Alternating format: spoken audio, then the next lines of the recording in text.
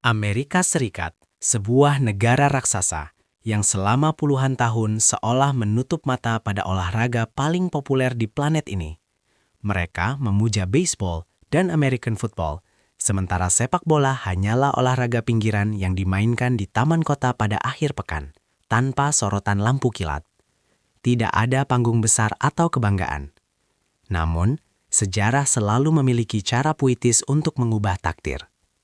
Amerika sempat mengabaikan sepak bola, sampai satu pria berhasil datang dan mengubah peta olahraga benua itu dalam semalam.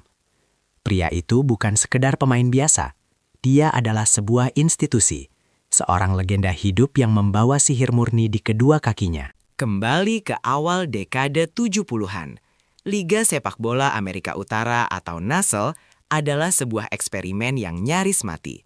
Stadion-stadion mereka kosong melompong. Pertandingannya hanya meminjam lapangan American football dengan garis putih yang bertabrakan. Para pemain lokal yang bertanding di sana adalah pekerja keras yang kurang mendapat apresiasi.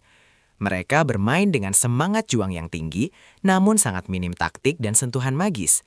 Sepak bola di Amerika saat itu terasa bagai tarian kaku tanpa irama yang jelas, menunggu dengan putus asa seorang maestro agung untuk datang, mengambil alih panggung, dan memimpin orkestra rumput hijau tersebut.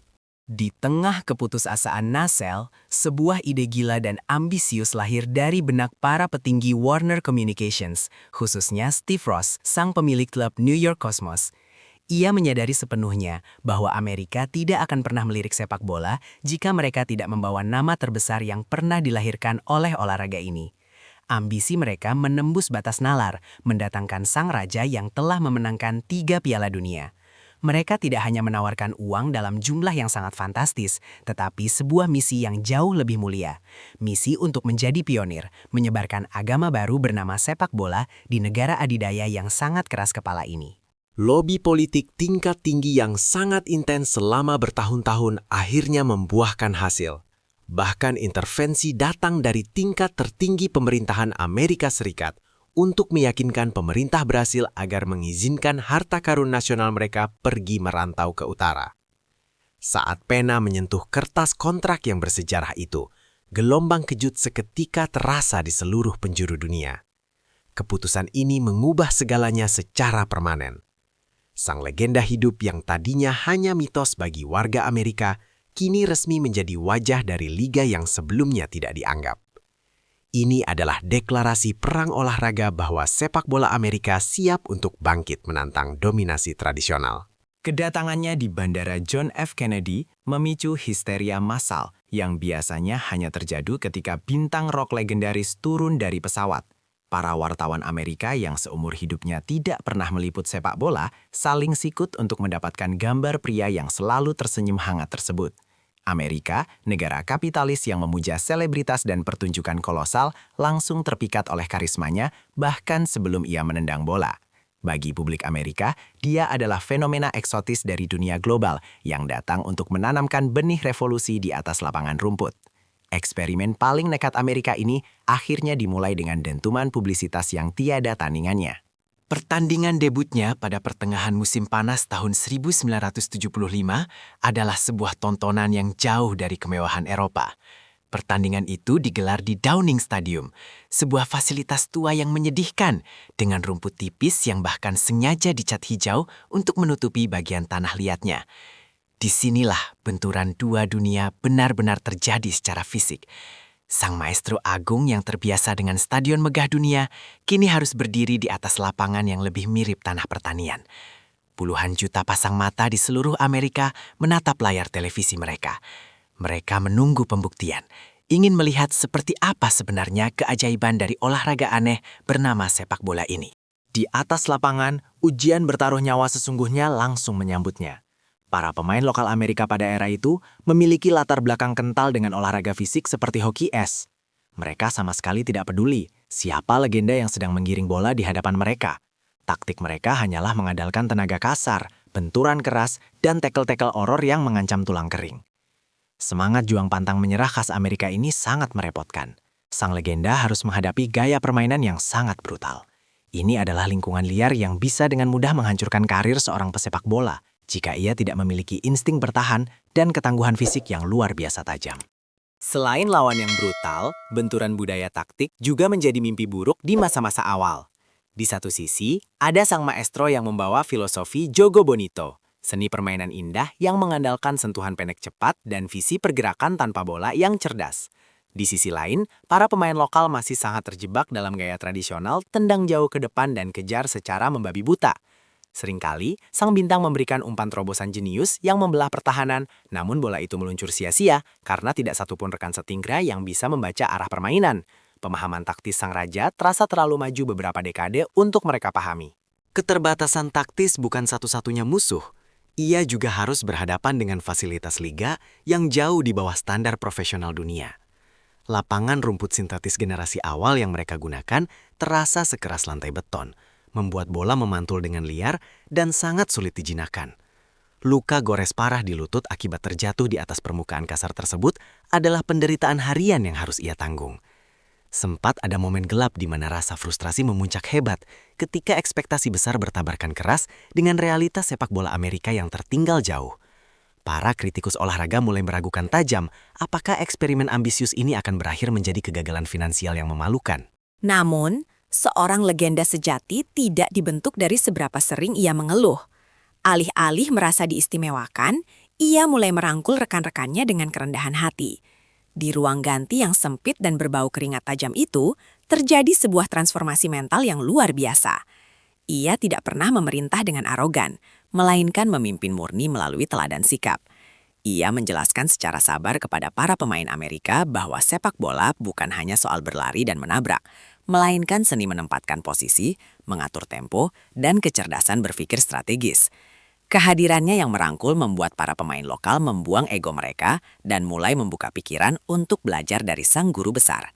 Di tempat latihan berumput hijau, sihir yang sesungguhnya baru mulai bekerja. Setiap kali bola kulit itu berada di kakinya, seolah ada daya tarik gravitasi tersendiri yang membuatnya enggan pergi menjauh. Ia memamerkan cara mengontrol bola keras menggunakan dada dengan sangat lembut, serta efisiensi pergerakan yang memukau mata. Para pemain lokal Amerika seringkali berdiri terpaku. Mereka menyadari sepenuhnya bahwa mereka membagikan oksigen yang sama dengan seorang jenius murni. Semangat tempur para pemain lokal ini akhirnya mendapatkan kompas yang benar. Mereka berlatih ekstra keras berjam-jam setelah sesi usai, bertekad buta menaikkan level demi pantas bermain bersama dewa sepak bola tersebut. Secara perlahan namun pasti, eksperimen taktis di lapangan mulai menunjukkan wujud sempurnanya. Gaya permainan tim Kosmos yang tadinya brutal dan acak-acakan berevolusi pesat menjadi sebuah orkestra olahraga yang harmonis. Para pemain lokal mulai meresapi konsep segitiga passing, transisi mematikan, dan betapa berharganya penguasaan bola. Sang legenda Brasil berfungsi mutlak sebagai metronom, sang pengatur cepat lambatnya detak jantung permainan dari lini tengah. Tim ini berubah drastis dari kumpulan pria kasar menjadi mesin pertunjukan yang sangat menghibur. Mereka berhasil meleburkan kekuatan atletik murni khas Amerika dengan kecerdasan serta keanggunan taktis yang diadopsi langsung dari gaya Amerika Selatan. Dan kemudian datanglah momen-momen magis yang membuat seluruh Amerika serentak menahan napas. Tendangan salto akrobatik yang seolah menentang hukum gravitasi. Dribble meliuk-liuk menembus ruang sempit yang membuat barisan pertahanan lawan saling bertabrakan konyol. Serta gol-gol spektakuler yang belum pernah disaksikan langsung oleh publik olahraga benua itu. Setiap gol yang ia ciptakan bukanlah sekedar angka penambah papan skor, melainkan sebuah pertunjukan seni bernilai tinggi. Ia membuktikan bahwa sepak bola bisa menghadirkan sensasi yang jauh lebih mendebarkan daripada home run bisbol di detik terakhir. Setiap jaring yang terkoyak oleh kakinya meruntuhkan dinding skeptisisme publik Amerika menjadi kepingan debu. Dampak langsungnya terhadap antusiasme publik jelas tidak bisa lagi diukur dengan akal sehat manusia. Dari stadion kumuh berkapasitas belasan ribu, manajemen terpaksa memindahkan mereka ke stadion raksasa demi menampung lautan manusia yang terus menuntut tiket. Pertandingan sepak bola mendadak menjadi komoditas paling eksklusif di kota. Ini bukan lagi sekadar pertandingan olahraga pinggiran, melainkan sebuah acara festival wajib bagi seluruh masyarakat.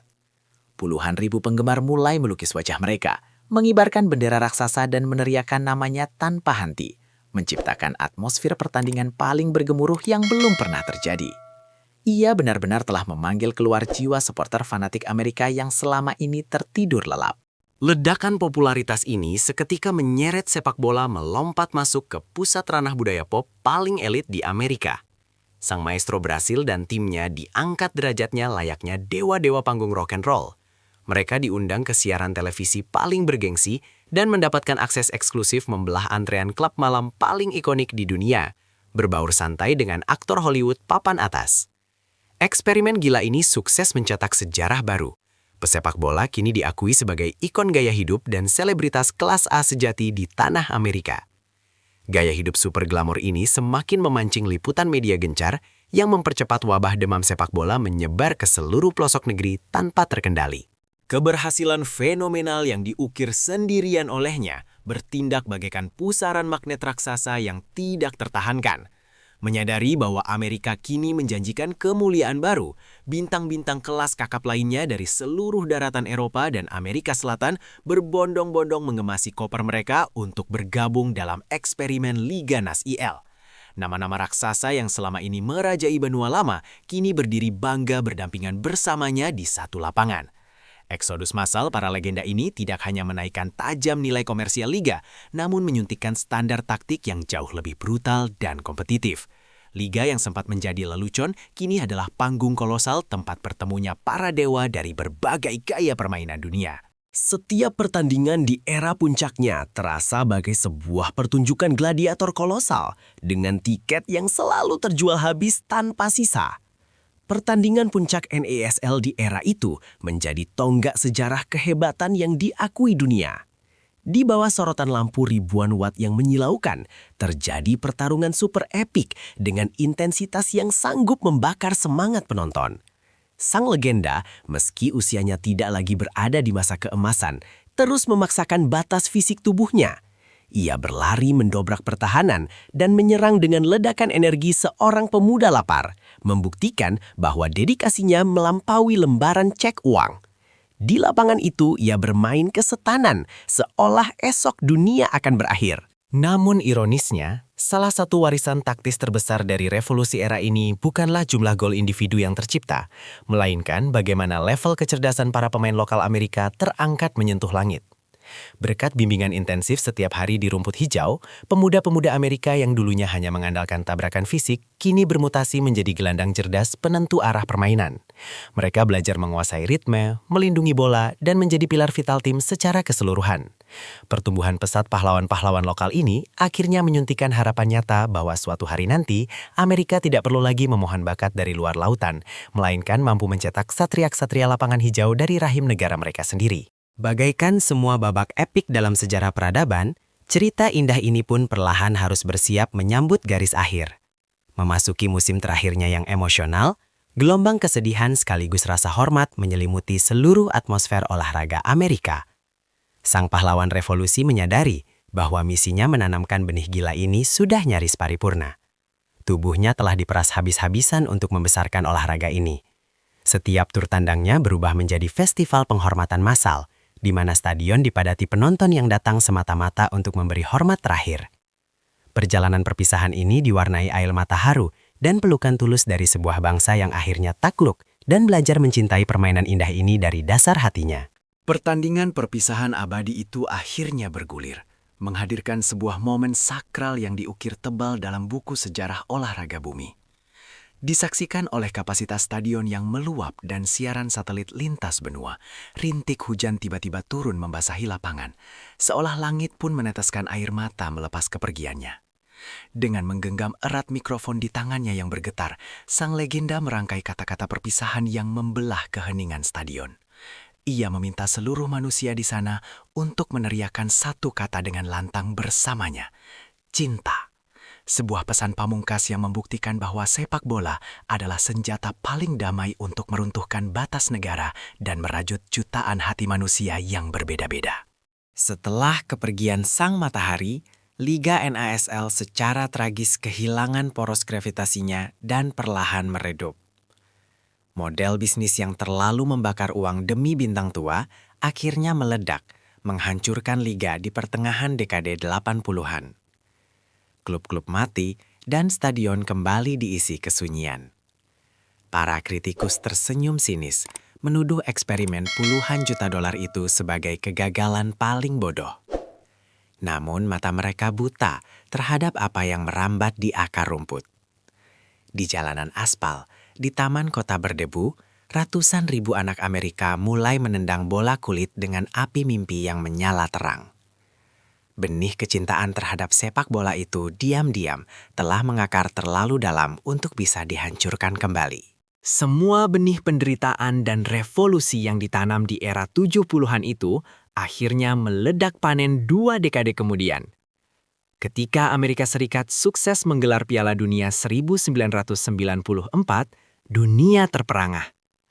Anak-anak kecil yang dulu duduk terpaku menatap magis sang raja dari tribun kayu, kini telah menjelma menjadi gladiator dewasa yang memikul lambang negaranya di dada. Kesuksesan turnamen bersejarah ini menjadi rahim bagi lahirnya Major League Soccer, kompetisi modern yang belajar utuh dari luka masa lalu. Revolusi masa lalu itu sama sekali bukan sebuah kegagalan pahit. Itu adalah fase kepompong menyakitkan yang wajib dilalui demi melahirkan kupu-kupu sepak bola Amerika Serikat yang perkasa. Pada catatan akhir sejarah, kisah eksperimen super gila Amerika pada era 70-an adalah monumen nyata tentang keberanian menantang kemustahilan. Seorang pria menyeberangi lautan menuju wilayah tak bertuan, bermodalkan karisma magis dan kejeniusan taktis, lalu menaklukkan benteng budaya olahraga terkuat di muka bumi. Ia menampar dunia dengan fakta bahwa sepak bola tidak butuh bahasa kata-kata, karena keindahan di atas lapangan mampu menembus paksa setiap dinding arogansi. Amerika memang sempat memandang sebelah mata sepak bola, namun pria ini memaksa sebuah benua raksasa untuk berlutut, belajar, dan jatuh cinta. Namanya akan selalu diukir dengan emas murni sebagai sang raja penakluk Amerika sejati.